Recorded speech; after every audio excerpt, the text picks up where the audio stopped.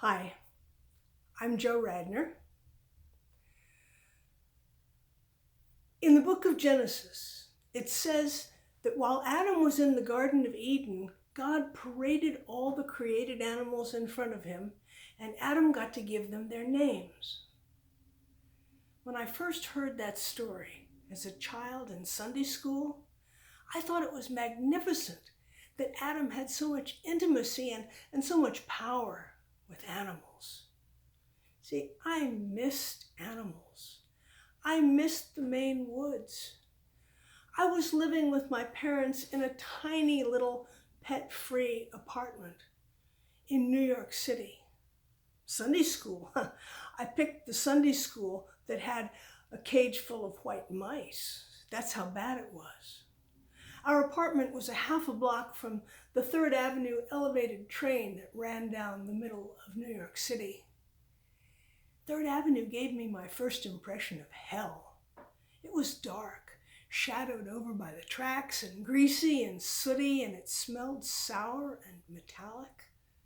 I would never have gone there by myself if it hadn't been for the 3rd Avenue pet store. It was a little hole-in-the-wall pet store, window full of impossible puppies, but inside the stuff of my daydreams. Animals I thought were really wild. Little tiny bright finches, tanks of turtles, an occasional snake. And it was my daydream that one day I would go in there and I would buy all those animals and I would take them to my own Garden of Eden and let them go. And then from time to time they would come back and thank me. Well, astonishingly, I once got a tiny chance to fulfill my daydream. When I was 11 years old, my parents decided to move to the country, to a house that had a pond and woods. And the day before we left, I gathered all my savings and I went down to the 3rd Avenue pet store and I bought their biggest turtle. All the way out to the country, I carried it on my lap. And when I got there, I knelt down by the pond and let it go and watched it swim away. I didn't know anybody in that new town that summer, but that was fine. I had my own Garden of Eden. I'd spend hours crouched by that pond watching creatures, or I'd follow the trails that the deer made.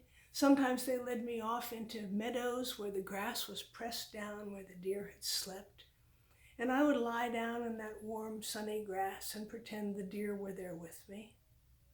Or sometimes I would follow deer trails way back up over ledges through the woods to another pond that I thought was my secret place. It was a different pond. It was dark, shadowed over, kind of like 3rd Avenue, but by trees. And it smelled a little sour too, probably because of the leaves that fell in it. But down one end, there was sunshine and about a 3-foot high flat rock. And I used to lie on that rock and survey my domain and imagine that the deer were coming down to drink and they weren't afraid of me.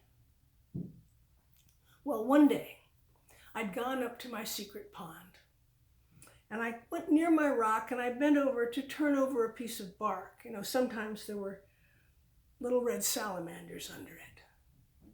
And when I stood back up and my eyes came level with the top of the rock, I saw about 2 feet from me and staring back at me, a very large brown snake.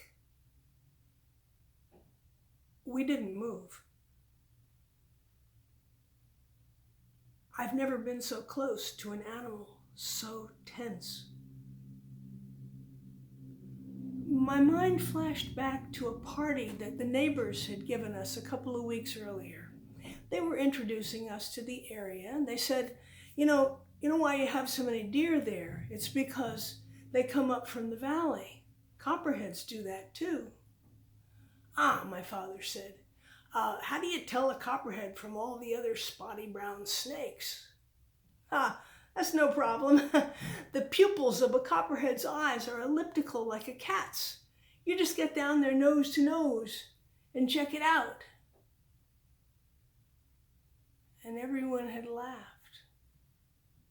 But there I was, staring into those metallic, unblinking, beautiful,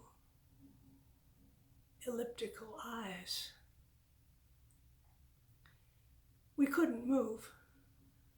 I was thinking I could die. And maybe the copperhead was frightened too.